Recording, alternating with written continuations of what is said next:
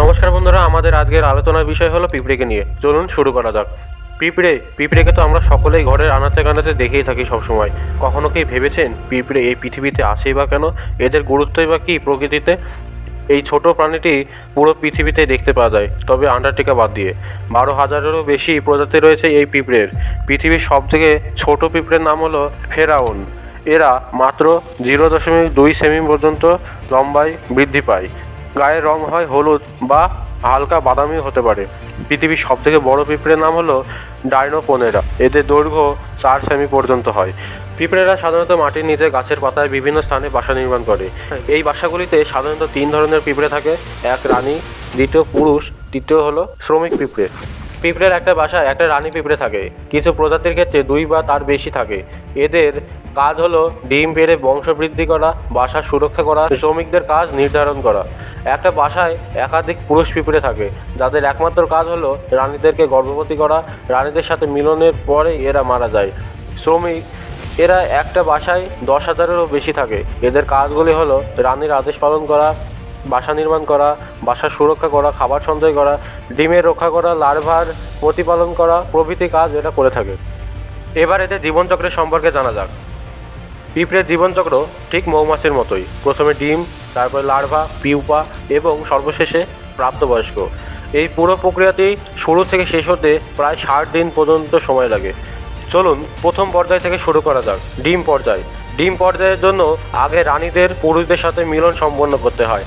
একটা কথা তো আপনারা সকলেই শুনেছেন, পিপীলিকার পাখা গজায় মরিবার তরে। প্রবাদটি সত্য হলেও এর মধ্যে লুকিয়ে থাকে অন্য একটা ঘটনা। শুধুমাত্র রানী ও পুরুষদেরই পাখা গজায়।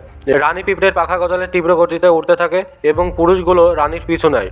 যে পুরুষের গতি সবথেকে বেশি হয় সে রানীর সঙ্গে মিলন সম্পন্ন করে এবং মারা যায়। পরবর্তীতে রানী বাসায় গিয়ে কিছুদিন পর ডিম পাড়ে। একটা পিঁপড়ে 1 থেকে 3 লাখেরও বেশি ডিম পাড়তে পারে একদিনে। লার্ভা পর্যায়। এই পর্যায়ে ডিম লার্ভায় পরিণত হয়। লার্ভা পর্যায় 7 থেকে 14 দিন পর্যন্ত স্থায়ী হয়। পিউপা। তৃতীয় পর্যায় হলো পিউপা পর্যায়। কিছু প্রজাতির পিউপা প্রতিরক্ষামূলক কুকুন দ্বারা নিজেকে ঘিরে নেয়, অন্যরা অনাবৃত থাকে। পিউপা পর্যায় 6 থেকে 10 সপ্তাহ পর্যন্ত হয়। প্রাপ্তবয়স্ক। সর্বশেষ পর্যায় হলো প্রাপ্তবয়স্ক। এই পর্যায়ে এরা সম্পূর্ণরূপে বিকশিত হয়ে যায়। এবার পিঁপড়েরা প্রকৃতিতে কী গুরুত্বপূর্ণ ভূমিকা পালন করে তা জানা যাক। প্রথম, পিঁপড়ে মাটি খুঁড়ে ঘর তৈরি করে। এতে মাটির মধ্যে বায়ু চলাচল করে, ফলে মাটির গুণাগুণ বৃদ্ধি পায়।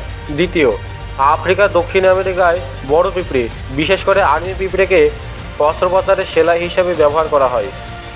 তৃতীয়, পিঁপড়ে খাবার হিসেবে অনেক ফলের বীজ সংগ্রহ করে মাটির নিচে নিয়ে যায়।